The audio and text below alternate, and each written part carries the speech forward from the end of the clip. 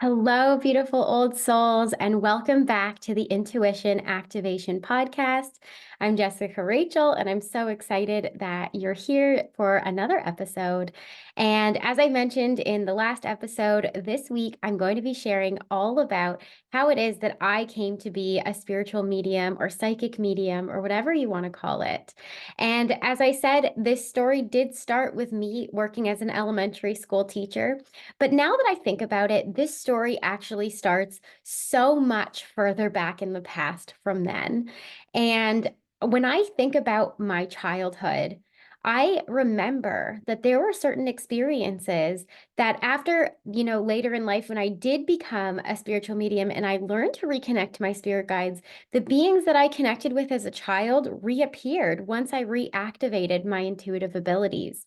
And this is a message that I really want to share with everybody because your intuition, you're born with it. It comes right, right as you kind of incarnate on this planet, your intuitive abilities are there.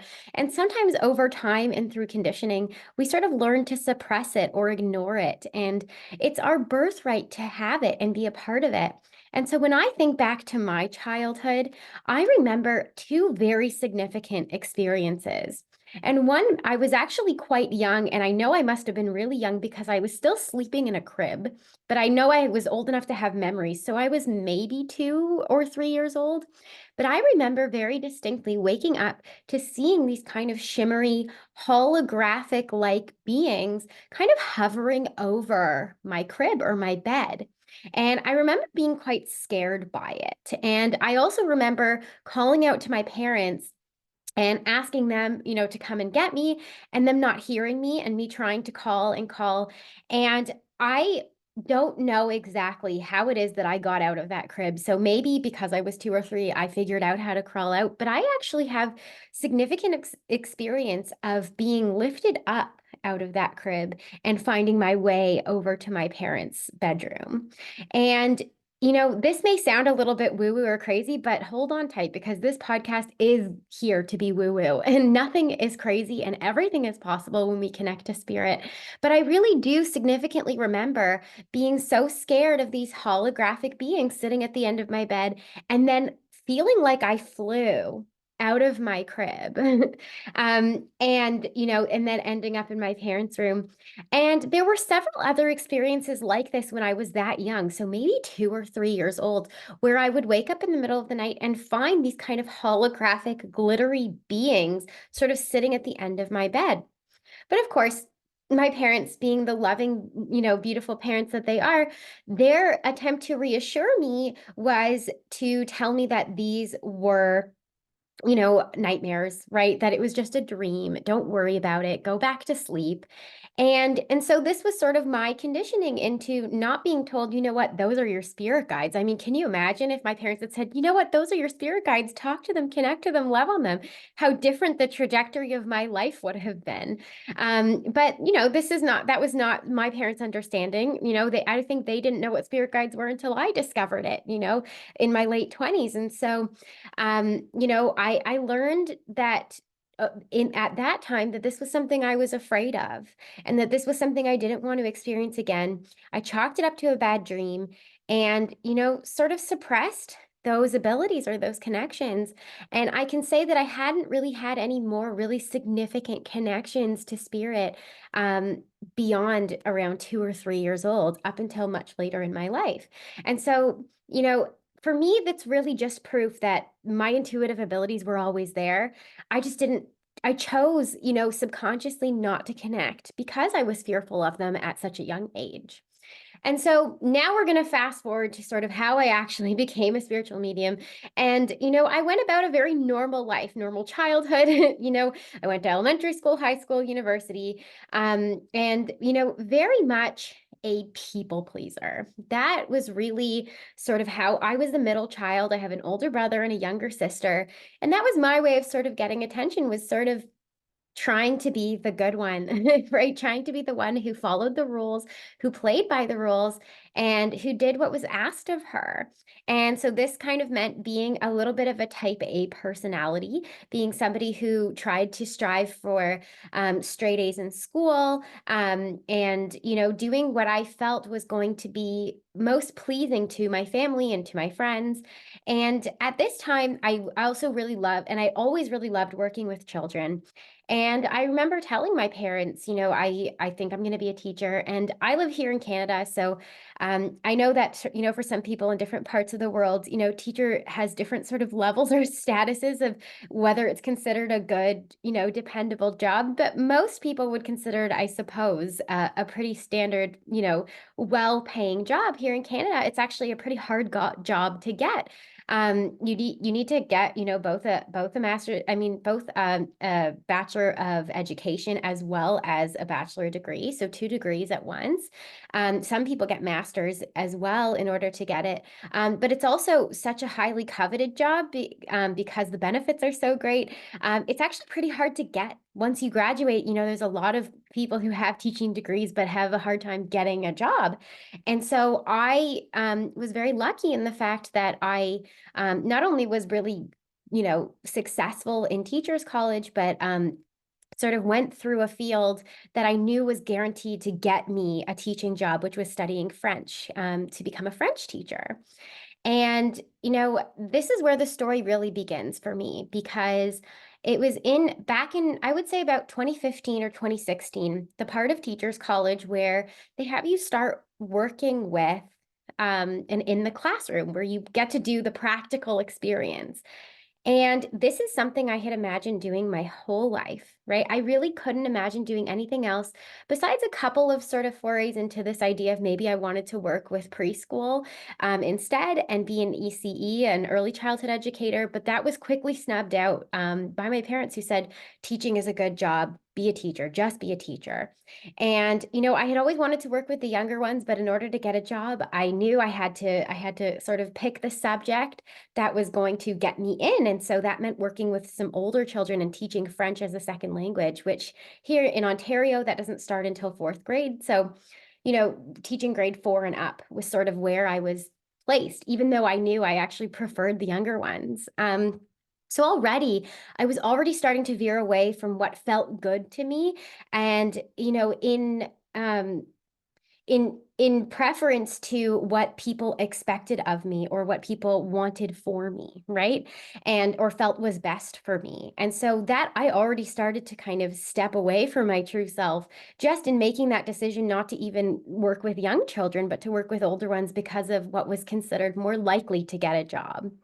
And so in this sort of practicum experience, I remember having very significant feelings of, this job is way more stressful than I anticipated, that it doesn't feel good to be working in this context.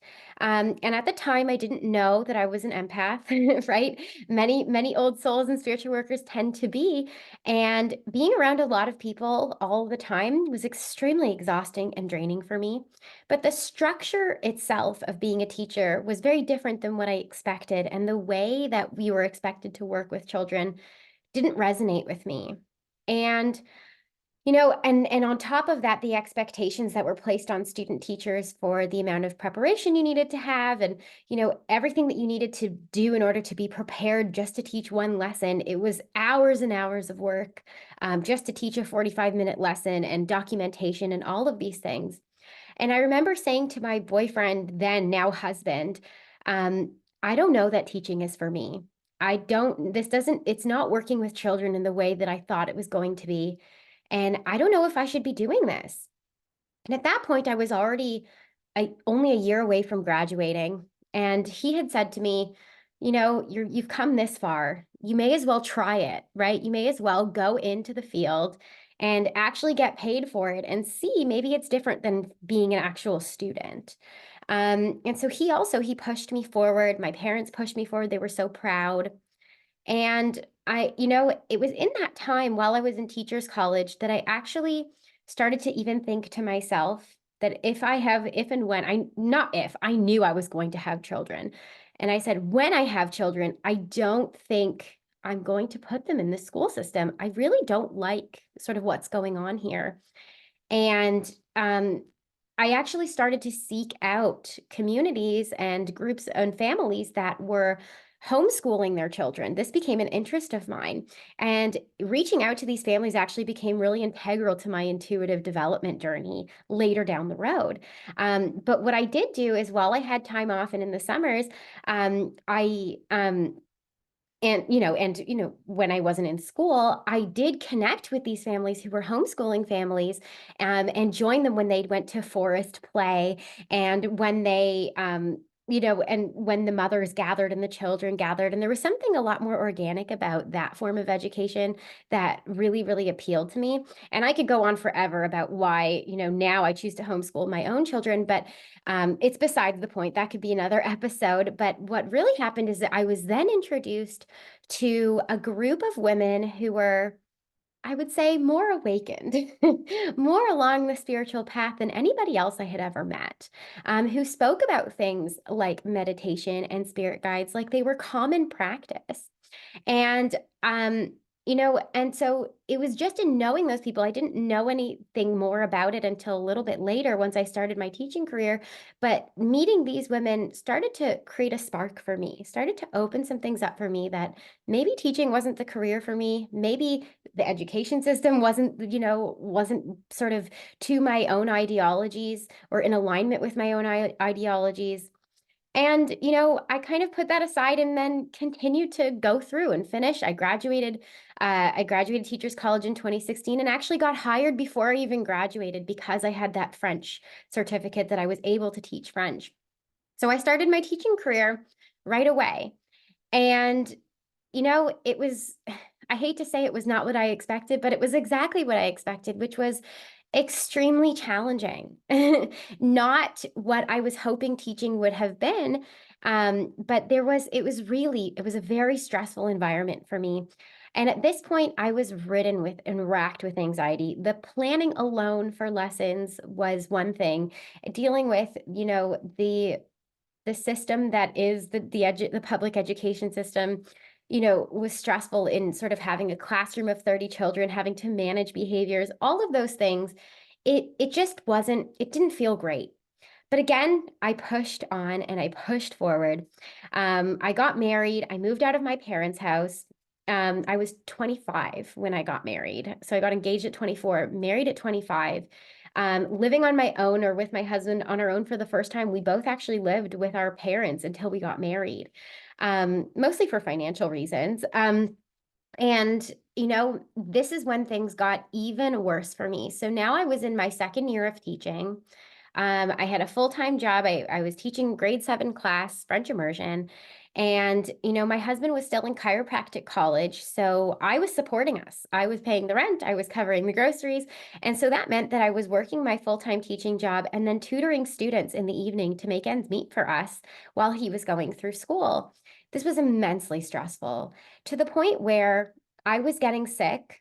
I feel like you could mark it on the calendar every 3 weeks. Something was causing me to have to stay home from work. I was getting so sick, so stressed out, so tired, so sick, and working these crazy hours. And then I would spend my weekend getting ready for the next week, shopping, cooking, getting everything ready, lesson planning, only just to do it all over again the next week. I cannot remember a time where I was more exhausted than that year of teaching our first year of marriage.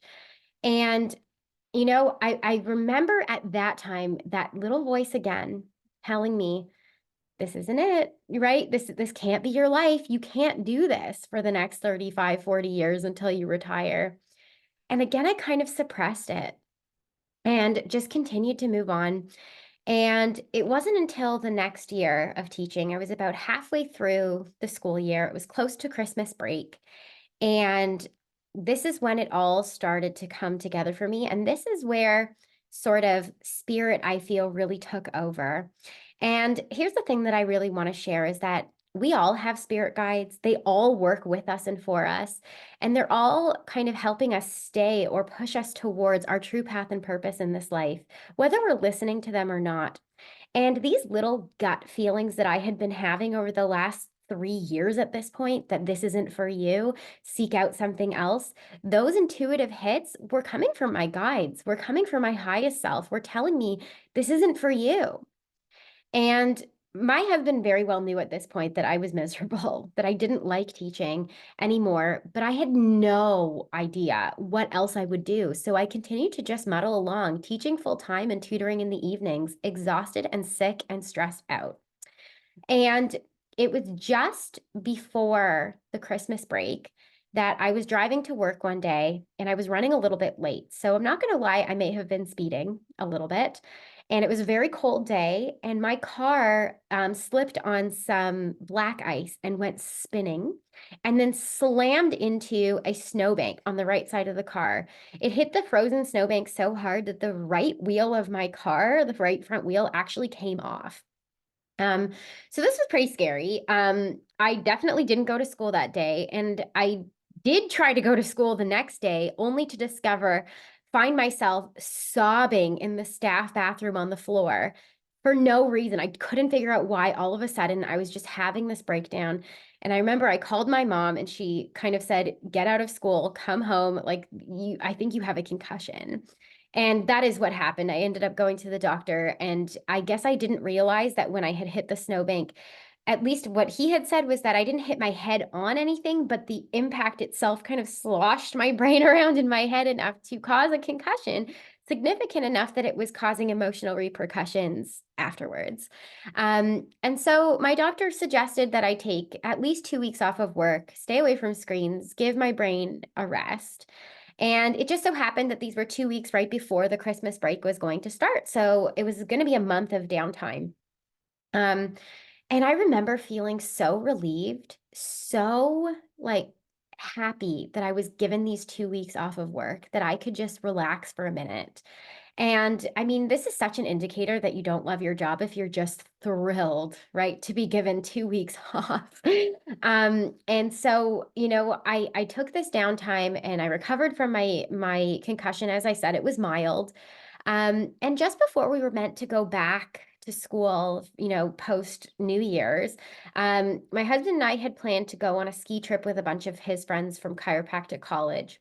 And this was maybe a couple of days before I was supposed to go back to work. And so I had been cleared. My concussion was fine. We went skiing. And it was maybe one of the first runs of the day that we went, and there was a particular run that wasn't plowed very well. And I fell in a really awkward way, so much so that I went one way and my skis went the other, but my boots didn't release from my skis. So when I fell, I tore my knee so badly. I tore my ACL, my MCL, everything. It just tore. I had to, the snow patrol people had to come and get me in those snowmobile things and bring me down the hill. I could not put weight on my knee. And so I really injured myself skiing in that time. And, most people would say that, like, man, Jessica, that's really unfortunate. You just recovered from a concussion and now you have this injured knee, this pulled knee. What's going on? You must have really bad luck. And I actually think this was the luckiest thing that ever happened to me. I really believe this. This was spirit working for me. I wasn't listening to the little whispers that were telling me it's time to take a break, it's time to reevaluate, it's time to change your life. And so this was spirit's way of making it so that I didn't have to go back to work. And so when I got a call from HR before, school Christmas break was about to end, "Are you ready to come back to school?" I said, "Actually, I'm on crutches." And they kind of said, "Okay, well, now you're a liability. You just recovered from a concussion. Now you're on crutches. There's ice on the ground. We can't have you in the yards. We can't really have you on the slippery floors. You're a liability. We're going to give you time off until there's no more snow on the ground." Well, this was January at this point, and I live, just outside of Toronto, which means that it's going to be snowing until about April or May. And they said I was not to come back to school until there was no ice on the ground. And so they gave me about 5 or 6 months off of work, paid leave, off of work, and to recover from my injuries, which was such a blessing in disguise. And it was in that moment that my husband turned to me and said, "Well, you said you didn't want to be a teacher. So now's your time to figure out what else it is you're going to do." And he was absolutely right. And so I really took this time of being off to really dive into, if I don't want to go back to work, if I want this to be my last year of teaching, what the heck am I going to do? And I really had no clue what that was going to be. Um, all I knew was that I couldn't continue on the way I was. I couldn't be this stressed out. I couldn't be this sick all the time and this miserable. It just didn't feel right. And that was the only thing I knew. The only other thing I knew is that something within me was feeling drawn towards these women who were homeschooling their children. And so one of the women who was sort of running these homeschooling groups, she was hosting these women's meditation circles in her home. I believe it was every week. And so she invited me to come and join them while I was on crutches. I figured, you know what? I have nothing better to do. At the very least, if I'm going to have to go back to school in April or May, I need to learn how to handle this anxiety because I can't be feeling this way, this stressed out and anxious and sick all the time. So I may as well go and try something new. I had never meditated before. I had gone to this circle. And I'm not going to lie. The first time I went, I felt really like a fish out of water. I felt so awkward. These women were so spiritual, were so in touch with their intuition, were so like meditation was so common practice for them. And the things that they spoke about, were so woo-woo to me, so out there. I literally felt like, sometimes the things they would say felt crazy to me. But there was something in me that felt so awakened that I kept going back. And the more that I went to these meditation circles, the more I felt this feeling of calm wash over me that I had never felt before. And it was like a high that I became addicted to. I felt like I only ever felt like myself at these meditation circles when we were doing these meditations. And they would talk about things like past lives. And I'll never forget one of these sessions. And my husband had to carry me up the front porch steps to get into this woman's house because I was still on crutches at the time. And I remember there was one time we're in a meditation, the woman who was leading it had us connect with a past life of ours. And I remember seeing mine so clearly in my mind and thinking, like, did I imagine that? Was that real? It felt so real. And so this was really starting to wake things up for me, to open things up for me. And I remember telling the woman who led the meditations, I don't know, I don't think I want to be a teacher anymore. I don't know what I want to do, but the only thing I know that feels good right now are these meditation circles. And, she turned to me and she kind of laughed and she said, you don't have to wait till these circles to meditate, right? There are apps for that. And I know it's so crazy that, like, in 2016, I didn't think of that, or 2017, 2018 at the time. I don't exactly know what year it was at this point. It might have been 2018 that I didn't think that there was an app for meditation, but there you go. That's how new I was. And she told me there's an app called Insight Timer. Go on there, find meditations, go and connect on your own. And so that's exactly what I did. And again, at this point, all I knew was that I liked the feeling of meditation and I wanted some answers as to what I was going to do next if I wasn't going to be a teacher.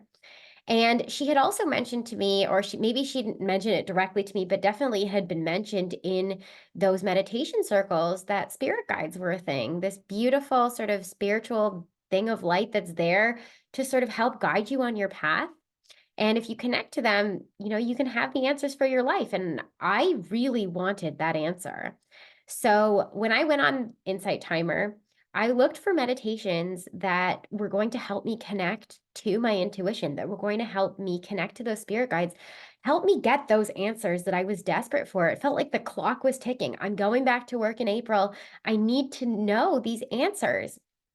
And so that's what I did. And I found some beautiful meditations. And for me, now that I know that I'm clairvoyant, that seeing is really my strongest intuitive ability, I loved the meditations that kind of had you visualize something. I never resonated, and I still don't resonate with the ones that just tell you to sit still and sort of watch your thoughts as they pass. Those didn't work for me. I have ADHD. My thoughts are all over the place. It's like jumping all over the place. And so I was never able to get into a good state unless something was telling me to visualize.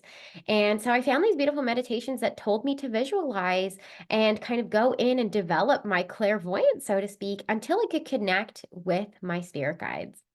And it took me a few months for sure before I felt like I was finally connecting. Like I was finally getting a message from my spirit guides. And I will never forget the first time that I actually saw a symbol come through from my spirit guide in my mind's eye. It was this long meditation. It was an hour meditation. And at the very end, she had you call in your spirit guides and ask for a sign, and just a sign that says you're on the right path. And I was like, okay. And I remember seeing in my mind, again, it looked like this holograph in my mind, and it was the image of a lion. And I remember thinking, like, that is so weird. I don't resonate with the animal of a lion. It's never been an animal I've been drawn to. I don't know why this image is appearing in my mind, but it was so shimmery. And I couldn't deny that it had to be a sign, that I was seeing a sign in my mind's eye from my guides. And I didn't really know what to think of it until a few days later, where I went to go and visit one of these mother friends that I had met who was homeschooling her children. And as soon as I walked in the front door, her 4-year-old son grabbed me by the hand. By the way, he didn't know me that well. Grabbed me by the hand and said, Jessica, I need to show you something. Dragged me up the stairs and pointed to a lion figurine. And he said, I needed to show you this. And I, like, my whole body, chills all over my body. I was shocked. And I said to him, why did you need to show me that? And he didn't know. And he suddenly got all embarrassed and kind of ran off and ran back to his mom. And that was when I knew my spirit guides were letting me know that that thing you saw in that meditation 2 days ago, that was us. We're here, we're real. And here it is in real life. This little boy was showing me, you're on the right path. You're there, you're connecting. You connected. And this was a huge moment for me. This was amazing for me. And I remember just from then on being so addicted to that one meditation. I would do it every day to just ask my guides, send me a sign, send me a message, right? And it was so amazing that, I did finally start to see more signs and symbols. Um, and so I don't know exactly the order of which these things happened, but I do know that, over that summer break, so after I had gone back to school and then finished off the school year and finished, over that summer, my husband and I did decide to go on a little road trip. We decided to drive out to Nova Scotia. And I remember not being sure if I should go on that trip. So I did this meditation again, and I asked my guides for a sign. Please show me that we're supposed to go on this trip. The reason I didn't know is because I knew I was thinking about quitting my job, and I didn't know financially if we should be spending the money on going on a trip together. And I just wanted a sign that said it's okay, you can go on this trip. And again, I remember seeing in my mind's eye the image, a holographic like image of an owl. And I remember going, what the heck does that mean, right? And like anybody else, I definitely Googled, like, what does owl mean? And, there's the typical answers, wisdom, right? Clarity, all of those things. But it wasn't until we actually went on the trip that I realized why my spirit guides had sent me this vision of an owl. Once we were on the trip, we decided to go in the end. Every single Airbnb that we stayed in, and we stayed in a few because we stopped at different places, had an owl figurine or an owl image somewhere, if not all over the Airbnb. Every single place we stayed, there was one on the welcome mat, there was one on the mantelpiece, the toothbrush holder was an owl. Literally every Airbnb that we stayed in had at least one, if not several, owl figurines in the home. And to me, that was just like absolute confirmation from my spirit guides that you were meant to go on this trip. You were on the right path, but also that that thing you saw in that meditation was real. And so it was really beautiful. And so here I am, kind of now let's pedal back a little bit to kind of deciding, like, am I going to go back to teaching? Like, what am I going to do here? At this point, that had been my experience so far, only ever getting kind of some images once in a while through meditations and trying to connect to my guides, trying to maybe consider starting other businesses. I tried starting a blog about teaching. I tried kind of amping up my tutoring business. I tried a couple of things. as a way of trying to come up with a different career for myself, but I still didn't have answers, to be honest. And I went back to school for the last couple of months, and I found myself not wanting to engage with the other teachers. I found myself spending my lunch break in my car doing these meditations and just wanting to get away from the high anxiety and stressful environment that was the school system, and just feeling so like I had one foot out the door. And I remember saying to myself that even if I don't have it figured out, um, I'm not coming back next year. Like, I'm not going to come back in September. And I didn't tell my principal actually until August, right before school was about to start. But I knew at that point, having gone back, having felt so changed and different from that time off, that there was no way I could go back. And I had to trust that gut instinct. There was something awakening within me. And so during this time, some point between the time that I was still off and going back to school, I met a woman at one of these meditation circles who said that she was an energy healer. And she said that she specialized specifically in working with people who have anxiety and depression, and she helps kind of them come back to themselves. And so I really wanted to work with her. My husband also has a lot of anxiety. He has general anxiety disorder. He actually is medicated for his anxiety.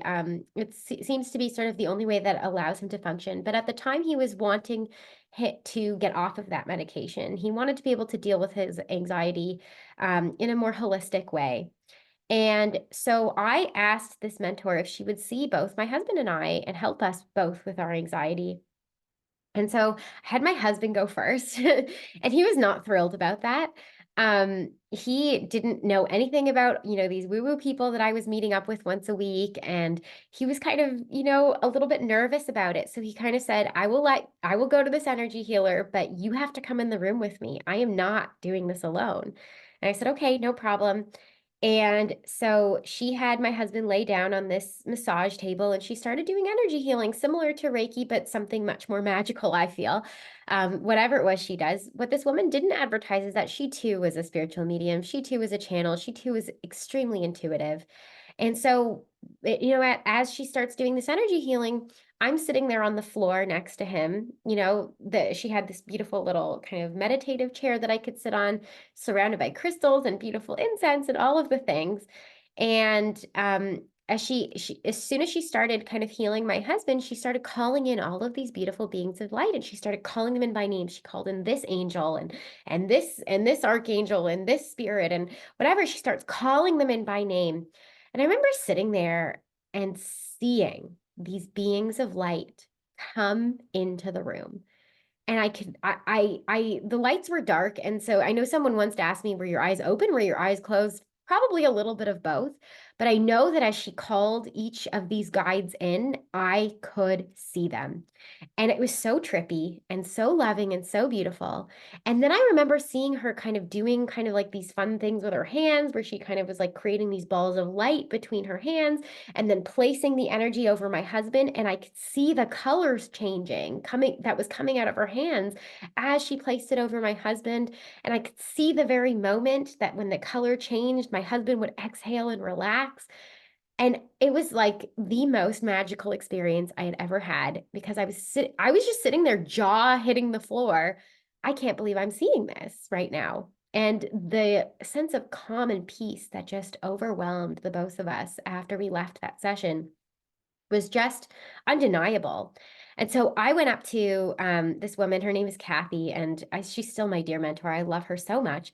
And I went up to her and I said, I saw everything that you called in. I need more of this. I want to be able to do that. Can you please mentor me?